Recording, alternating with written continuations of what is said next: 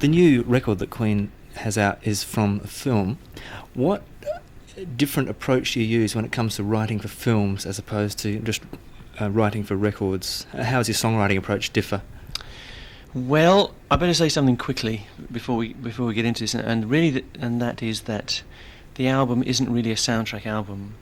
It started off. A lot of the ideas came from the movie, but really, once the movie was delivered, once the film was out of the way, we just concentrated on making it a Queen album. So there are some tracks from the movie, but there are some tracks which aren't, and it should be viewed as a Queen album, really.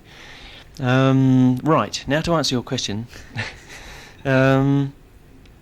We actually enjoy it a lot. I think all of us would agree that although we're used to getting our own way and we like to make our own albums, when a film comes along that we really get fired up by, if we get inspired by it, it's a very good starting point, because instead of reaching inside yourself and pulling things out, you're being directly inspired by something, and it's like having somebody sticking things into you and producing a reaction. It's no problem. We saw I think 20 minutes of the Highlander film before it was finished, and we all went out going, yeah, I can hear this, and we all had songs in our heads from that point. I wrote the love song that I wrote for the movie in the car coming home from that first showing, because I was so inspired, so ignited by what I saw. So it's easy. The first stage is great because you get all your ideas from outside. The hard bit is when you then have to fit the music in detail to the action, because then you come across all sorts of problems, and things which you think might work don't work, and very often things which you would almost throw away you suddenly find work perfectly with a particular piece of the film. And we spent, I suppose, 3 or 4 months just working on particular passages in the film. And the problem was compounded by the fact that they kept changing the film while we were doing it, So it's like trying to pin a tail on a moving donkey, But really, there are those two stages. It's in the initial stages, it's great because you get this inspiration from outside, no problem. You don't even feel responsible for what you're doing. It just flows out, But then the final bit is just sheer hard graft, getting that stuff done. And it was a relief to get the stuff on that piece of celluloid, get it finished and done. And that was about 6 weeks ago, I guess. And from that point on, we said, okay, finished, the film's done, it's great, fine. Now we'll make an album. And that's what happened. And we used some of the ideas from the film, and then there were some other ideas which came from completely different places. Russell Mulcahy was involved for some parts of the project. How did you get on with Russell? Oh, very, very well, yes. He's a brave man, actually, because we met him very briefly in London, and then he came out with us to Munich, where we were doing some demos for the film on his own, and just pitched himself in with us, and that was quite a brave thing to do. Not many people can actually get away with that. Because we're kind of a sealed unit, and if anyone comes along, it's hard for them to fit in. But he was great, he was there. He pitched in ideas. He argued with us and talked to us. Got drunk with us, and it worked out very well. And I think that's a major part of why the whole project worked for us. We were in tune with him. It turns out we were always an admirer of his work. We've been associated with videos from way back. We did some of the very first videos. And Russell is also one of the best known names, and it was strange that we'd never worked with him before. So this was it seemed natural that finally we were working with this guy, because we both came from the same place in a way. You said about the group being very much a closed unit. Now, One Vision, the song was actually, that was, correct me if I'm wrong, that was the first song that you'd written altogether, is that right? Yes, it was really, unless you go back years and years ago to things like Stone Cold Crazy, which came out of the whole of us. But yeah, that was an unusual event. We all had bits of ideas, and we hammered it out of all the things that we put together. It was very much a group effort, yeah. Right, I like it a lot, actually, but it wasn't one of our most commercially successful pieces. I think you certainly took the cake at Live Aid, though. Live Aid was great For us, yeah, everything worked out right. Yeah. Yeah, I mean, people have said that you two took it, but I mean, I think the consensus would have to be that Queen certainly showed that they're a good musical group. It was nice for us. At least we were able to show that we can play without all the icing on the cake. We didn't have our show, but we could play okay. Yeah, it was a good time, and I think everyone was there, including us, for the right reasons. I will never forget that day. It was wonderful. Right. Besides the songs from Highlander on the new album, what are some of the other songs, or what are they about? Can you say anything about them? Yeah, Freddie's written a song called Friends Will Be Friends, and I think Freddie and John worked on it together. And it's something which I took to heart very much as well, because it's kind of a traditional Queen sound. It has this, if you remember We Are the Champions or Play the Game, it's in that kind of mould. It has all the Queen trademarks, and yet it's a new song and a new idea, and that's something I instantly related to. Very nice, very good track. It sounds very complete. There's a song called Pain is So Close to Pleasure, which John started off, and I think again John and Freddie worked together on it, and that's really a sort of Tamla Motown sounding track, very unusual for us. One Vision is on there also. There's a track called Don't Lose Your Head,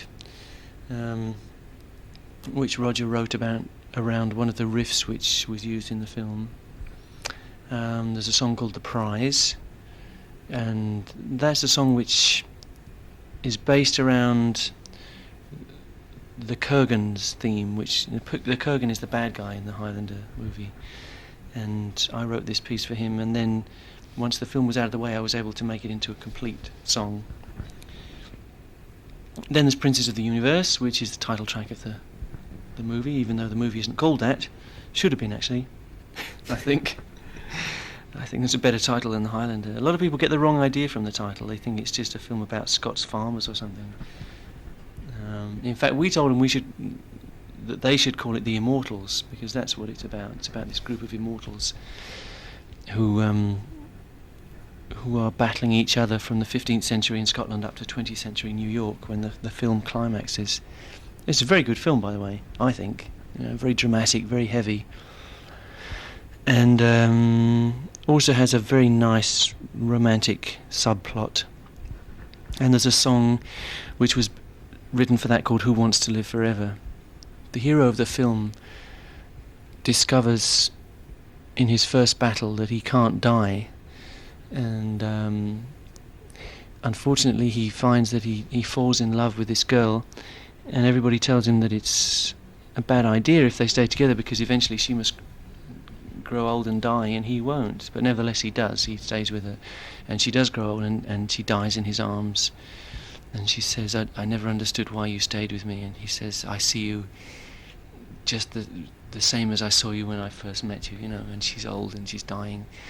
And I was very moved by that, and I wrote this song called Who Wants to Live Forever When Love Must Die, and that's another part of the movie. Then there's a song called 1 Year of Love, which John wrote, and that was written around a different romantic interest. It's about the Highlander as he is in the 20th century, when he's just about to fall in love again, even though he said he wouldn't. Ha and that's a romantic song too. I'm trying to think what else there is. That's most of it. Right, okay. Who produced the album? Was it all Queen? Yes, we did, but with the help of Mac, who's our co-producer for the last 2 or 3 albums, and also with the help of David Richards, who's a new face in a way, except that he's been our in-house engineer in Montreux Mountain Studios, which are our studios, and he really came into his own on this. He did most of the work that related directly to the film, and did a wonderful job. Very bright young man. You've all got numerous solo outlets for expression, besides Queen. Do you think those solo things are essential to the health of Queen as a band? Yes, I think they are. I think they're a very good kind of bloodletting process. they release the frustrations which all of us feel because we can only have 25% of our own way in this beast called Queen. And I think it's very important that we all get out and do our own stuff now and again. Yeah. Right. Besides your guitar project, what else have you been doing? I produced a group called Heavy Petting. I produced their first album, but not their second. I think we'd both had enough of each other after the first effort. And then mostly I've been producing my kids. I have 2 little children, and my primary concern is to make sure they're brought up right. So the time that I've had available I've jealously guarded and I've tried to spend at home while they're growing up. With the video for Princes of the Universe, I believe Christopher Lambert also appears in that. Now, is that from the movie, or was that something extra that he came along and made the video with us. Yeah, it was a lot of fun. He's great. Actually, a very nice guy. Did you see Subway? No, I still haven't. No, I saw Greystoke. No, I haven't seen Subway. He was very good. Yeah, it's very good. I like him a lot. I think he's a great actor. Very good. Subway to me is almost like a 90-minute rock video. Ah, no, I haven't seen that. I would like to. Have you seen... Go on. Have you seen Run? No, but I've heard it's the most bloodthirsty film in the world. Oh, it's great. It's just wonderful. Right. You've got to see that. Okay. Sorry. You played Sun City in South Africa. Yes, we did. A few years ago. And stirred up a whole hornet's nest of controversy, yes. Right. Yes. What's the current thinking from the Queen camp about return visits or the whole attitude to South Africa and apartheid? The current thing is that we've said we won't go back until this regime has gone. And that's in response to what everyone else has said. We went there, and we're not ashamed of the fact that we went there. It would be very easy to say, okay, we made a mistake, sorry, and all that stuff. But that's really not the truth. The truth is that we thought very carefully about going, and we considered that it was right, because for the first time we were going to be able to play to non-segregated audiences, which we did, and it's absolutely true, whether people believe it or not. I was there, I saw it with my own eyes, I know that it happened.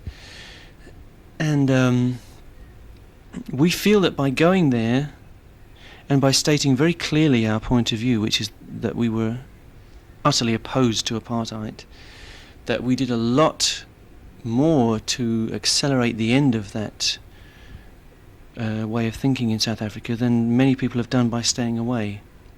I mean, I know it's a very unpopular thing to say, probably, but it's the way we feel, and that's the truth. And we've been there, we've seen it, we've talked to people of all races there, and we feel that, well, we know for a fact that a lot of people who were there feel that it was right for us to go. And we were able... It's kind of special for us because we've been selling records in South Africa for a long time, but not just to the white part of South Africa. We've been selling records to the black community, particularly Another One Bites the Dust, and particularly I Want to Break Free, which became like an anthem for the human rights people there. So we feel very, very close to the people who are fighting for their rights there. And by going there, we feel like we helped them, and I know a lot of them feel the same way. I can go on about it for a long time because it's something I feel very strongly about. Nevertheless, we've now had so much pressure from people, the United Nations Committee, the little Stephen and all his friends, that it's better to stay away, that we've said, okay, we'll go along with you, we'll do it your way, and we've said we won't go back. I just pray that it's the right way. I think in my heart I'm not convinced that it's going to do, that it's going to be the best way to achieve the end which we all want to achieve. I don't know. All I can say is that our aims are all the same. We just have slightly different ways of going about it. I think without going there, though, people very much think it's all a black and white situation when it's not. There's 1,600 shades of grey, and people don't realise that until they get there. That's so true, yeah. And I would challenge so many of the people who come up with this very glib thing, okay, we'll boycott the bastards, we're right and they're wrong. I would challenge them to go there and find out the real situation and then come back and say the same thing. Of course apartheid is wrong. Of course the present situation produces a lot of misery. But how do you go about bringing about the change? I'm not convinced that this isolationist policy is right. And I'm not convinced that a cultural boycott has ever achieved a change of internal attitude in a country. I don't think there's any examples in history where it's worked. I think all you do is tend to make people more bitter and more entrenched in their own opinions. Anyway, that's my opinion. Back to some more cheerful topics. Yes. No. The album. Yes. In what way do you feel that it's a progression over the previous album? It's a bit early for me to be able to answer that question. I can't really see it in perspective yet. I can only see it as a bunch of songs that we did, the same as I always see the album when we finished. I've no idea what people will think about it. I think we're gradually improving as musicians. I think we play our instruments better than we used to, truthfully. I think that we have a bit more taste in the way that they're applied. And I think we have a better overview of what we're doing in relation to how people see us. You have to, because people are all the time telling us what they think of us, Now that in some ways is a good thing, and in some ways it can create difficulties, because I listened to those first 3 or 4 albums that we did, and they were done in great naivety. They were just flowing out of some young boys who had some ideas. And although they're very imperfect in many ways, I like them because they have this self-conscious drive about them, What we're doing now, we have to be kind of self-conscious about, because we know what's happened with us, and we know what's happened to us. And we still feel the same about each other, but it's hard to separate the cause from the event. Do you know what I'm saying? We're all the time thinking, well, what are people going to think of this, and what's this going to be like once it's out there, and how are we going to do this on stage? And it's... So you're saying you actually think more about how the end songs are going to turn out than you did before? Yes, I think we do, and I don't know if it does us good or not, to be honest. It's there, and it can't be taken away.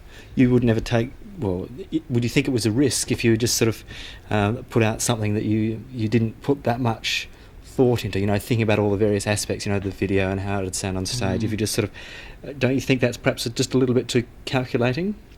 Well, if I was on my own, I would do, and that's what the Starfleet thing was about. I did it because I liked it, and I put it out because some people liked it, and that was it.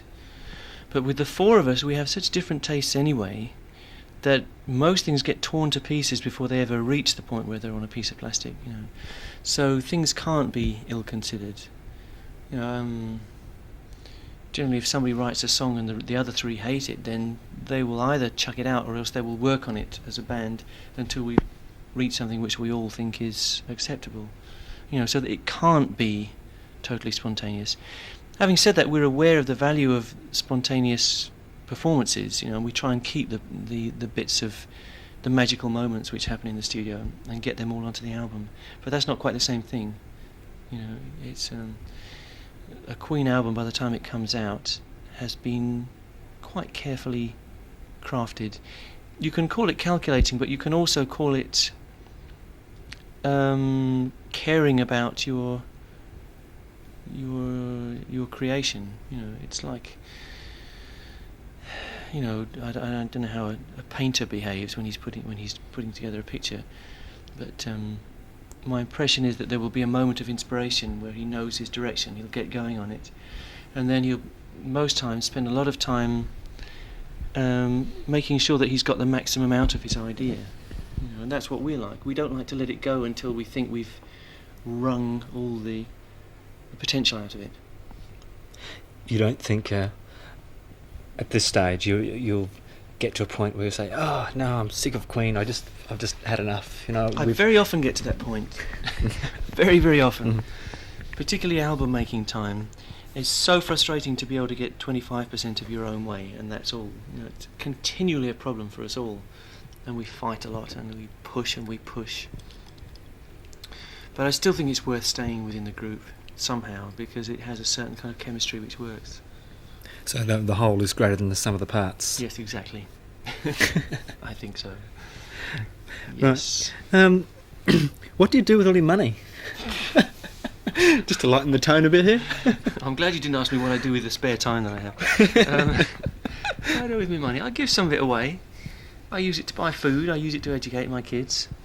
I use it to collect photographs, which I'm passionately interested in. And a certain group of photographers who operated in the 1860s, whose work I collect, and they're completely unknown. But I regard them as kind of the rock stars of their day. They were doing things which were very popular for a short space of time. I collect their work and I want to write a book on them.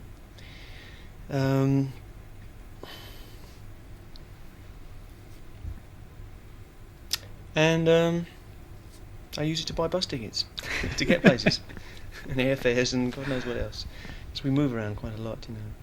And without ruining my kids completely, I think it's a good idea if they see quite a lot of the world. So I try and take my family a lot of places. So and I buy toys. Lots and lots of toys. What, for yourself or your kids? Both. So where's home for you at the moment? England, London. Do you think it'll always stay that way? Yes, I think so, really. Yeah, I think so. I've got too many roots here to leave. Right. Have you got like any new challenges? You know, things that you think in the back of your mind, think, oh well, yeah, I wouldn't mind doing that one day. You know, racing a powerboat across the Atlantic or something silly like that. Not that. I'd like to go into space. I'd like to be on one of those shuttle jobs. Because that's where I was an astronomer for many years. That's what I was trained to be. I don't want to go up there to take measurements and be an astronomer, though. I just want to go up there as a sightseer and a poet, as a musician. I don't know if that's possible, but I'd like to do it. And the fact that those poor people got killed on the last American effort doesn't put me off, really. I think there's always going to be an element of danger, but I'd love to do it. I'd love to do that one day. And if I don't do it, then maybe my kids will. Maybe they'll send me a postcard from the moon. When you listen to early Queen albums, are there things that you cringe about, or things that you think still hold up well? I think ideas-wise they hold up quite well. Some of it I think is a bit embarrassing sound-wise. I hate the way the drums sound on most of those early tracks, and sometimes the guitar is a bit iffy. You know, we were very much very strong-minded even in those days, and we fought for our own way, but we didn't know how to get it always. You know, and the fashion when we started was to record everything very dry and very separate. And I think over the period when we were making the first album, we realised that was wrong for us. And various people told us that it could all be done in the mix, and of course nothing can be done in the mix, really. If it's not right on tape the first time, it's never going to be right. So from that time on, we experimented with ways to make it sound more alive and more real, more exciting. And I think we're still learning. We're still learning how to get things on tape. Are you still discovering new things about one another, or are you sort of, you know each other so well that there's nothing that shocks you or surprises you? That's something you can say on the radio. Yes. I think we're still discovering each other. We talk to each other a bit more freely than we did in the past. We're able to discuss our differences a bit more open-mindedly. But I think we still get shocked by each other. Yeah, I think we're all very extreme, all four of us. And sometimes it's very, very hard to find a middle course at all. Even on the most elementary things like what's the album going to be called. We've been talking about that for the last 3 months. You know, no one can decide. Right. Which sounds stupid, you know, but that, if you can argue for 3 months about that, what about when it comes down to intricate musical pieces, you know? You can argue forever. So who finally wins out in all the arguments? The person who wins is the person who persists the longest and feels the strongest, I think. Yeah. You're shortly to go on a European tour of fairly massive proportions. Does it bother you in some ways that perhaps, things have got just a bit too out of hand because you're playing to 70,000 people at a time, 60,000 people at a time? Do you feel as if sometimes you're losing contact? No, it's something new for us in Europe. We've done it outside, and to be honest, we were the slowest people to get into this. We've been playing music for 15 years, and the demand has been good for us, which is great. We're very lucky, but we've stuck on the whole to doing either theatres or the arena type situation, like 15 to 20,000. It's only very recently that we've allowed ourselves to get moved outdoors and to take on these things, and we were quite nervous about it in the beginning, but I think we've done enough of them now to know how to handle it. We've done very large gigs in Argentina and Brazil and Mexico, and the outdoor situation. I think we can handle it now. You can throw Live Aid in if you want. We've also done. We did Leeds a few years ago, which was great. It's one of the best concerts we ever did in my mind. That was outdoors and everything was right. It's very dodgy. It's a big gamble, but I think if we're ever going to be ready for it, we're ready for it now. And I feel perfectly ready to take on that challenge. And as far as losing contact,